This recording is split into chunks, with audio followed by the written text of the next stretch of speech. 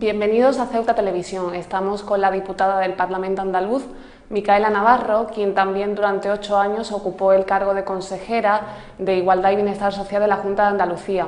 Está en Ceuta porque acaba de recibir el premio Violeta María Miaja que le ha otorgado el Partido Socialista. Se trata no solo de un reconocimiento a una larga trayectoria política, sino también a su lucha, a un premio a su lucha contra las desigualdades. Bienvenida, Micaela, muchísimas gracias por atendernos y felicidades por ese reconocimiento.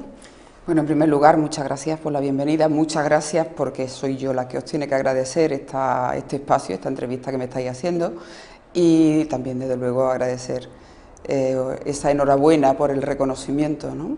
Yo creo que el reconocimiento, como es lógico, da un poco de pudor siempre, porque que te reconozcan, además tus compañeros de partido, en este caso los compañeros y compañeras de partido en Ceuta, con un premio que lleva el nombre de una mujer que ha significado tanto, que significa tanto, no solo para los socialistas, sino para cualquier persona que la conoció, pues siempre da un poco de pudor, ¿no?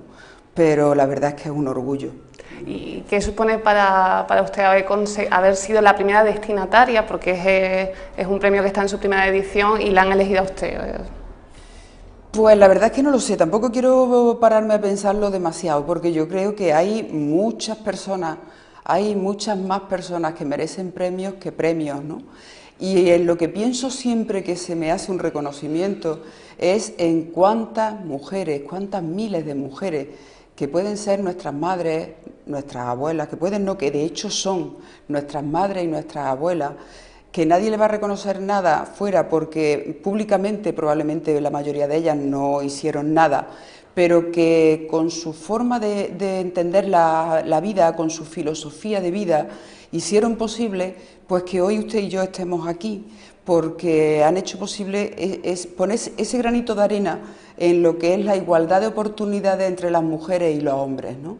Ellas, que habían carecido de todo y de todo tipo de derechos, fueron las primeras en pensar que si sus hijos iban a la escuela, sus hijas tenían que ir a la escuela también, porque sabían que además la educación era la clave para que tuvieran en el futuro esa igualdad de oportunidades, ¿no? Pues yo siempre procuro dedicarle ese premio a esas madres, a esas abuelas, que sin saberlo, sin conocer probablemente el término feminista, pues fueron las más feministas del mundo, ¿no?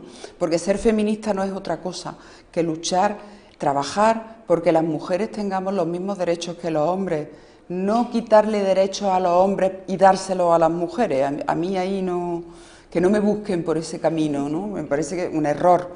Yo creo que lo que hay es que sumar, hay que aprovechar el 100% de las capacidades de la población, y el 100% somos mujeres y hombres, no podemos desperdiciar a las mujeres ni tampoco a los hombres. Pero ante este panorama de recortes, uno de los objetivos del premio era fomentar la igualdad real. ¿Se ve eso hoy más que nunca como una utopía? Sí, yo no pensé jamás que volveríamos a reivindicar esos principios de igualdad. Yo estaba convencida que la vida de mi hija iba a ser infinitamente mejor que la mía.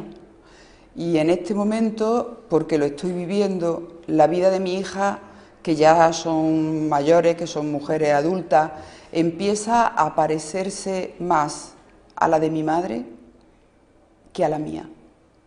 Ellas, que han tenido una situación y tienen una situación educativa, académica, cultural mejor que la mía, tuvieron más oportunidades que yo en ese ámbito, bueno, pues ahora tienen más dificultades, por ejemplo, en el ámbito laboral, y si no completa el círculo, pues es muy difícil que tú puedas tener una vida autónoma, que puedas sentirte libre. Para que una persona se pueda sentir libre, y la libertad no tiene más límite que la libertad de la persona que tenemos al lado o enfrente. Toda persona tiene derecho a su libertad siempre que respete la de los demás. Hasta ahí podíamos llegar, ¿no? Pero no veo por qué no se cierra ese círculo, porque no tienen un empleo remunerado en condiciones, porque las mujeres hemos sido las últimas en llegar al ámbito laboral y las primeras en salir. Usted mencionaba en la entrega de la recogida del premio como que se había retrocedido como 30 años en apenas un año y medio de... No, lo que yo quiero llamar la atención es que hay determinadas leyes, o sea, lo que hicimos fue legislar, o sea, generar un marco jurídico que garantizara que derechos que ya se estaban dando en el día a día, de los que disfrutábamos, era convertirlos de verdad en derechos a través de las leyes, que son las que realmente sancionan esos derechos y las que perpetúan o garantizan, mejor dicho, esos derechos. Bueno, pues ahora las leyes existen. Hubo un momento en el que disfrutábamos de un bienestar y no estaba normativizado. Bueno, pues ahora existen las leyes y no está el bienestar. ¿Y frustra eso Claro, después de tantos años? Claro, entonces, en este momento alguien puede decir que hay una ley que es discriminatoria para las mujeres. Pues no, que yo recuerde ahora mismo no. Que el día a día de las mujeres y el de los hombres se ha abierto una brecha cada vez más grande conforme van pasando los días y los meses. Bueno, pues ahí está la realidad, ¿no? Porque no solo se aprobaron leyes como la Ley Integral contra la Violencia de Género o la Ley de Igualdad, sino que se aprobaron leyes, y la Ley de Igualdad sobre todo que tenía mucho que ver con el ámbito laboral también de las mujeres. Yo no soy partidaria, nunca he sido partidaria de blindar el ámbito laboral de las mujeres, porque creo que eso se nos vuelve en contra, pero de lo que se trata también es de equiparar derechos de mujeres y hombres. Los permisos de maternidad, ¿por qué un permiso de maternidad de 16 semanas? Si queremos ampliarlo, ¿por qué el de la madre? ¿Por qué no poner en marcha un permiso de paternidad? Un padre también tiene derecho a disfrutar de su hija o su hijo desde el momento en el que nace. Y además estamos equiparando las dificultades que a veces tenemos las mujeres para encontrar un empleo.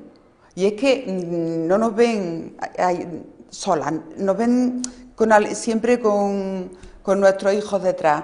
Si los tenemos, porque los tenemos, y si somos jóvenes, porque posiblemente los vamos a tener, ¿no? Para un hombre tener una familia le da como estabilidad, para una mujer tener una familia le supone un problema, ¿no? Vamos a repasar, si le parece, a lo largo de esta entrevista algunos de los puntos de esa lucha que usted ha mantenido en su carrera política. El primero de ellos, la reforma, o sea, la Ley Integral contra la Violencia de Género. Se han hecho, son indudables, muchísimos avances en ese aspecto, pero el número de víctimas sigue creciendo y lo que es más preocupante, el número de víctimas mortales. ¿Qué sigue fallando en los mecanismos para luchar contra esos casos? Bueno, hay una cosa que primero me gustaría que tuviéramos en cuenta también. Yo creo que con esto hay que ser con este aspecto hay que ser muy prudentes. No sé si el número de víctimas sigue aumentando, de hecho, bueno, pues oscila de unos años para otros, o es que realmente ahora las conocemos y antes no las conocíamos. El número de víctimas de violencia de género existe en España y en todos los países del mundo, digo, en los del primer mundo y en los de países en vías de desarrollo. La diferencia de España con otros países europeos es que en España conocemos el número de víctimas, en otros sitios no. En ningún otro país europeo conocemos esa estadística, pero es verdad que no podemos bajar la guardia ni un segundo. Los recortes que se están produciendo, porque inevitablemente hay una crisis económica, está ahí, pero hay aspectos, ámbitos donde no puede haber el más mínimo recorte. Y en este aspecto que tiene que ver con la protección de las mujeres, con intentar garantizar, y digo intentar porque nunca se puede garantizar al 100% la seguridad de nadie, pero con intentar garantizar la seguridad y la vida de las mujeres, pues hay que volcarse, pero también hay que seguir llamando la atención sobre aquellas mujeres que están siendo víctimas que no ponen denuncia, probablemente porque creen que el poner una denuncia va a aumentar el riesgo, porque creen que si no la ponen ellas van a controlar la situación, ¿no? Bueno, pues tienen que darse cuenta que tienen que pedir ayuda, que tienen que pedir información, que tienen que pedir asesoramiento, pero que es inevitable que pongan una denuncia. Si no ponen denuncia, ningún mecanismo se puede poner en marcha, ningún mecanismo de protección se puede poner en marcha. Y cuando el agresor amenaza, en muchos casos, en la mayoría de los casos, tarde o temprano termina cumpliendo esas amenazas, ¿no? Entonces hay que intentar buscar la seguridad de esas mujeres y de esos menores. A eso iba también ahora. ¿Los menores están suficientemente protegidos porque terminan siendo víctimas también de estos casos? Los menores, digamos que de alguna manera son el mando a distancia, ¿no? El mando a distancia por el que se siguen haciendo daño uno al otro, ¿no? Y ahí, sin darse cuenta que a quien están destruyendo realmente es al menor, porque eso es un daño directo para los menores. Muchas veces decimos no, pero cuando conviven, el no separarse, yo aguanto la violencia porque no quiero privar a mi hija o a mi hijo de su padre. Pero es que su hijo es perfectamente consciente de esa situación de violencia, aunque no sea objeto directo de la violencia, pero vive ese ambiente. Los niños lo viven de manera muy directa, lo saben perfectamente lo que está pasando, por muy pequeños que sean, ¿no? Se terminan dando cuenta. Entonces, lo lógico es que un menor pueda disfrutar siempre de su padre y de su madre, pero siempre que su padre y su madre se comporten como tales. Ser padre y madre no es traer hijos al mundo, ser padre y madre es tener una responsabilidad sobre esos hijos. Y la mayor responsabilidad es que la madre respete al padre y que por supuesto el padre respete a la madre. Yo no creo que un padre quiera mucho a su hijo cuando lo priva del 50% de la parte más importante de su vida, que es su madre. Su madre es y en determinadas edades es lo más importante que tiene ese niño, ¿no? Bueno, pues el padre no tiene ningún pudor ni ningún problema a la hora de asesinar a esa mujer que es la madre de su hijo. O sea, es que si lo quiere tanto, no puede hacerle daño de esa manera.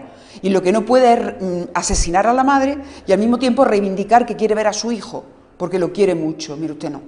Usted no se quiere ni a sí mismo, no es compatible. Claro. Quererlo y al mismo tiempo asesinar a quien él más quiere, o a una de las personas que él más quiere, porque la otra es su padre. Sigamos con otros aspectos que también le han preocupado. La ley de dependencia, en su opinión, ahora mismo no se aplica. No, sigue estando en vigor, pero evidentemente no se aplica. Está claro, los recortes económicos que se han producido, en el caso de Ceuta, por ejemplo, bueno, depende directamente del Estado, pero porque es territorio, lo lleva directamente el Estado, pero en las demás comunidades autónomas los recortes económicos que se han producido suponen pues una merma económica de un 70% de la inversión que se estaba haciendo. Es imposible que una comunidad autónoma sola pueda afrontar el coste que tiene la ley de autonomía personal y atención a la dependencia. Y yo hablaba antes de la ley de violencia y hablaba de la ley de igualdad, pero probablemente una de las leyes que más ha influido en esa autonomía y en esa independencia y en esa libertad de las mujeres es esta, la ley de dependencia como la conocemos. Es una ley que va dirigida a las familias, es una ley que va dirigida a generar derechos a las personas para que una persona sea atendida en función de la necesidad que tiene y nunca en función de los recursos económicos. Es una ley que va a las raíces de verdad de la igualdad de oportunidades. Una persona que tenga una pensión de 500 euros puede estar en una plaza de residencia que vale 2.000, porque el resto lo pagamos con los impuestos, no lo paga el Estado ni el Gobierno, lo paga el Estado o el Gobierno con el dinero de todos los españoles, ¿no? Pero claro, en este momento hay personas que vuelven, como hace 25 o 30 años, a que si tienen dinero suficiente, pues harán lo que quieran, irán donde quieran, al hospital que quieran, a la residencia que quieran, al colegio que quieran, y si no tienen dinero, pues tendrán que arreglarse en su casa, ¿no? Y eso nos lleva a la ley educativa, claro, que casi todas las posiciones contrarias critican precisamente eso, que recorta, o sea, merma la igualdad entre las personas que tienen más recursos y las que tienen menos. Bueno, a mí es que me parece que ese es el atentado más grave que se ha podido hacer precisamente contra la igualdad de oportunidades, ¿no? Lo que tiene que ver con el ámbito educativo, porque ahí ya se produce una brecha, una quiebra. Quien pierda el tren hoy, quien hoy pierda una beca, difícilmente ya, hasta que no cambie la situación y vuelva a haber de nuevo dinero y dinero destinado a becas, porque puede haber dinero pero destinado para otra cosa, ¿no?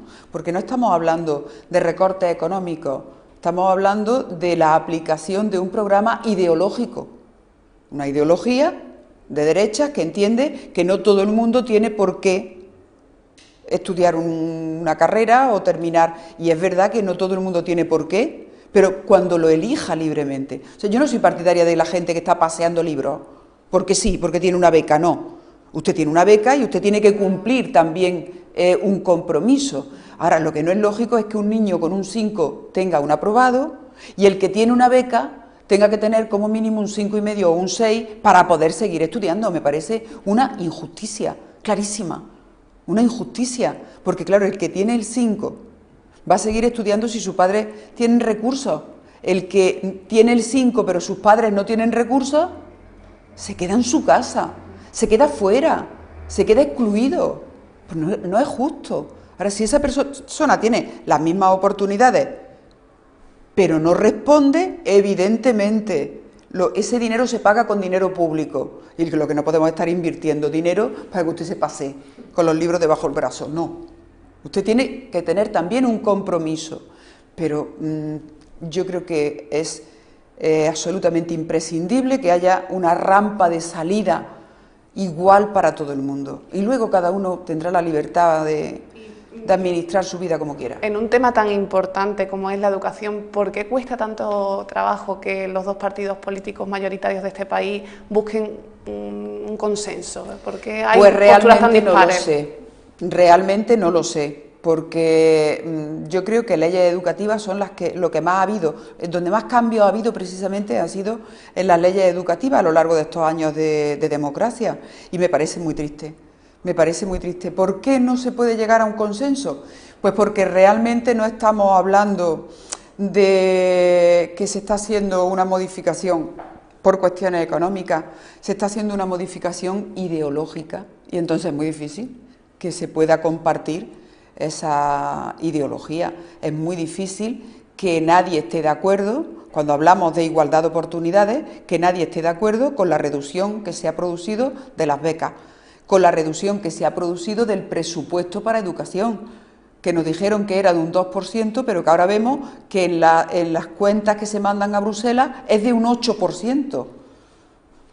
Pues reducir un 8% en un presupuesto que ya es corto porque, bueno, pues las condiciones económicas son malas, pues hace mucho daño, pero sobre todo en dónde se produce y cómo se produce, ¿no?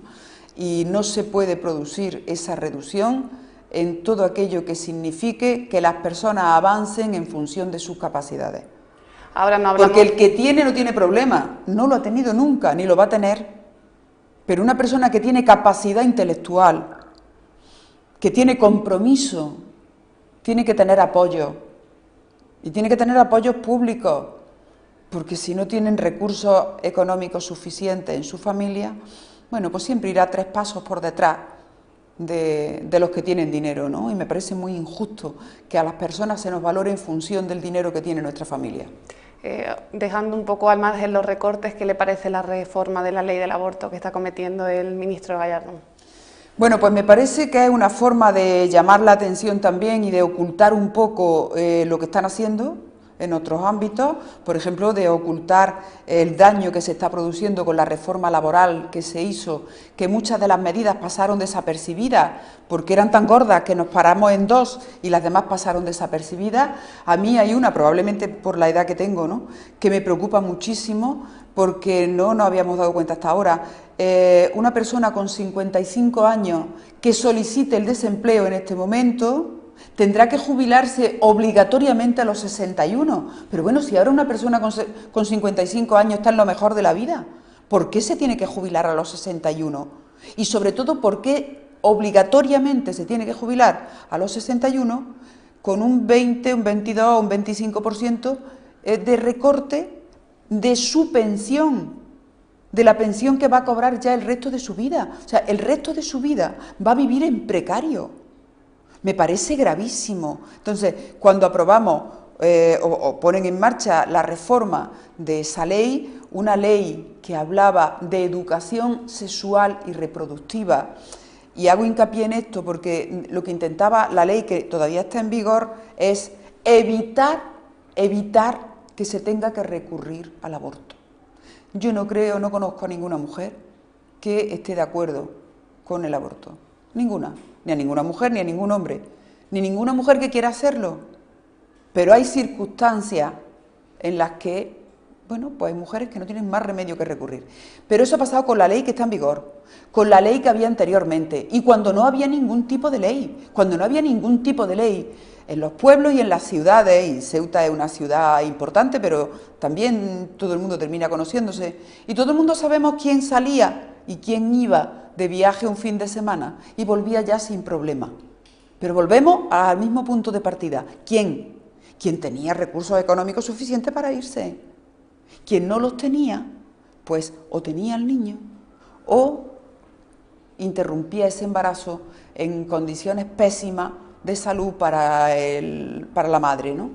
Bueno, pues yo creo que no hay que no tener esa doble moral, ¿no? Yo quiero recordar que la ley anterior que se reformó, la que había anteriormente, el señor Gallardón, siendo senador, la recurrió al Tribunal Constitucional y ahora resulta que la ley que él está preparando para reformar la que hay es prácticamente como la anterior, dice, pero si la anterior usted la recurrió, antes no le gustaba tampoco, ya ha dado ese paso adelante. Sí, lo que quiere es garantizar la seguridad de las mujeres en los supuestos. No, van a poner clarísimamente en peligro, en riesgo a las mujeres y desde luego un riesgo jurídico absoluto también para los profesionales, ¿no? Pero yo creo que han aprovechado el momento también para distraer la atención de otras muchas tajos brutales que se están dando a muchas políticas que creíamos que ya no tenían vuelta atrás. Y en aspectos ya más generales, ¿por qué la parte de la sociedad, no toda, por supuesto, ha perdido un poco de confianza en la clase política? ¿Qué falla? Pues no lo sé, yo creo que esa es una reflexión que tenemos que hacer sobre todo las personas que estamos en política, porque no es cada vez que vemos una estadística, cada vez que vemos una encuesta, vemos como el número cada vez es más numeroso. Probablemente pues porque hay muchas familias que hasta hace unos años vivían bien y no se planteaban para nada de dónde venía por qué había leyes que le garantizaban determinados derechos. Yo sé que tengo el derecho, pero no me planteo cómo se ha producido eso, ¿no? Bueno, en este momento, por las circunstancias económicas que hay muchas personas, muchas familias pasándolo muy mal, y entonces cuando miran y ven a la clase política, la misma clase política que antes aprobaba leyes y ponía en marcha iniciativas que mejoraban la calidad de vida de la familia y de las personas, pues las que ahora, con la situación económica que hay, lo tienen más difícil para mantener esa situación, ¿no? Y también pues porque bueno, pues hay bastantes ejemplos y yo creo que no hay que ocultarlos, lo que hay es que denunciarlos en todo momento, además, sean donde sean, y lo haga quien lo haga, porque eso le hace daño a la política y a las personas que están en política. Yo el 99,9% de las personas que conozco, y son muchas, que están en política de todos los colores políticos, son personas que han llegado a la política porque tienen un compromiso, porque quieren mejorar la vida de sus ciudadanos y ciudadanas, pero claro, de vez en cuando también nos encontramos con alguien que es un sinvergüenza, ¿no? Bueno, pues, en todas partes. Como en todos los sitios, como en todos los ámbitos. Entonces, en el momento que se detecta, yo creo que los partidos políticos tenemos que ser muy ágiles a la hora de que esas personas desaparezcan de cualquier formación política en la que aparezcan, porque pueden aparecer en cualquiera de ellas personas que hacen lo que no deben y se llevan lo que no deben y tienen que pagar por eso, porque lo que no es justo es que pague el conjunto de los políticos paguen por eso. Pero yo sigo reivindicando el papel de la política, porque desde la política es desde el único ámbito donde se pueden tomar decisiones que hagan posible que caminemos por una senda o por otra, que caminemos por una senda más despacio, pero todos y todas al mismo ritmo y con los mismos derechos y las mismas oportunidades, o que caminemos por una senda donde unos vayan muy rápido y otros se queden en la cuneta, ¿no? Eso son decisiones políticas. Y esas decisiones políticas son en función de la ideología. Y las ideologías son igual de legítimas las de derechas que las de izquierdas. La legitimidad no hay que negársela nunca a nadie que está además trabajando desde el ámbito democrático, pero desde luego no pensamos lo mismo, no somos iguales y no tenemos los mismos planteamientos. Parece que en los próximos meses se avecinan cambios en el Partido Socialista, hay muchísimos nombres encima de la mesa, ninguno confirmado. Para usted, ¿qué cualidades debe requerir un secretario general del Partido Socialista hoy día? Bueno, yo creo que eso es el momento. En el Partido Socialista, sobre todo, yo creo que nos encanta lo del debate. Algunas veces decimos, no, es que nosotros lo de la democracia interna nos encanta. Bueno, la democracia interna es maravillosa para todos los ámbitos donde innecesaria, imprescindible diría yo, no solo necesaria, imprescindible, donde además estamos personas que lo que nos une es una ideología, un compromiso común, un ver las cosas por esa misma senda, no nos une nada más. Y si ya en las familias de vez en cuando, familias biológicas, tenemos algunas diferencias, pues es normal que aquí donde no tenemos ningún lazo de sangre, pues también podamos tener algunas diferencias, ¿no? Pero vamos, me parece lógico. Yo de vez en cuando, de todas maneras, también le digo a mis compañeras y compañeros de partido que a mí me encanta la democracia interna, el debate y no sé qué, pero que de vez en cuando también podemos bajar un poquito el volumen, que tampoco pasa nada. No hay necesidad de estar... Sobre todo porque cuando subimos un poquito el volumen de lo que nos pasa internamente, damos la sensación de que no nos estamos ocupando y preocupando de nuestra razón de ser. O sea, nuestra razón de ser como partido político es ser un instrumento que sea útil para resolver los problemas de las personas. Y si las personas nos ven enzarzados entre nosotros viendo a ver quién es el mejor o quién es la mejor para ser secretario general o para cualquier otra cosa, pues piensan que no nos estamos ocupando de sus problemas. Y nuestra razón de ser es si nos ocupamos de sus problemas, si les somos útiles. Si no les somos útiles, pues cualquier cosa que tenemos en casa de pronto que ya no nos sirve, ¿qué hacemos? Lo desechamos. Si le tenemos mucho cariño, a lo mejor lo metemos en un rincón. Si no, ni eso. Da la impresión a la ciudadanía de que hay más lucha de egos pues claro, y se olvida de los problemas. Lo que está claro es que el Partido Socialista tiene un compromiso de más de 134 años, que hemos cumplido en mayo ya, creo que son 136, por lo menos 135, con una trayectoria muy larga, con momentos buenos y otros menos buenos, pero que el Partido Socialista siempre ha seguido la misma senda, que es la de defender esos derechos en igualdad, la igualdad de oportunidades entre las personas, los derechos fundamentales. Y en este momento yo creo que vuelve a tener más vigencia que nunca ese papel. Por eso, independientemente de cómo se llame la persona que pueda ser quien dirija el partido en su momento, porque tendrá que ser en su momento, no ahora, tenemos un secretario general y ha habido un congreso hace un año y algo, y llegará el momento de, pues la persona que sea, lo que tiene que tener muy claro es cuáles son las necesidades actuales, porque lo que no podemos tampoco es mantenernos ahí, somos un árbol inmenso, con unas raíces inmensas, pero que tiene que irse adaptando también a las circunstancias y a la evolución de la propia sociedad, ¿no? Y yo estoy segura que cuando llegue el momento, el Partido Socialista tendrá, porque de hecho tiene muchos hombres y mujeres que pueden hacerse responsables del partido, pero en este momento no quiero yo ser la que contribuya precisamente a lo que estoy criticando, ¿no? Y lo que critico es que nos dejemos ya de hablar quién es más alto, quién es más... porque creo que eso no nos lleva a ningún sitio, sino qué necesitan las personas, cómo podemos mejorar nuestro papel en la oposición. Yo creo que en este momento se están haciendo muchas propuestas desde la oposición, propuestas desde el ámbito, desde el aspecto económico, desde el aspecto social, para que el Gobierno, si tiene a bien, las acoja y las ponga en marcha. Alfredo Pérez Rubalcaba dijo hace ya mucho tiempo que no podíamos seguir por esta senda de recortes, sino que había que estimular un poquito también el consumo y la economía, porque si seguimos recortando nos asfixiaremos cada vez más, ¿no? Yo creo que se siguen haciendo propuestas y lo que hay es que desde el papel que nos ha dado la ciudadanía, trabajar Nos han puesto en la oposición, pues desde la oposición, pero ahí no estamos para estar de brazos cruzados, estamos para hacer lo que estamos haciendo propuestas cada día.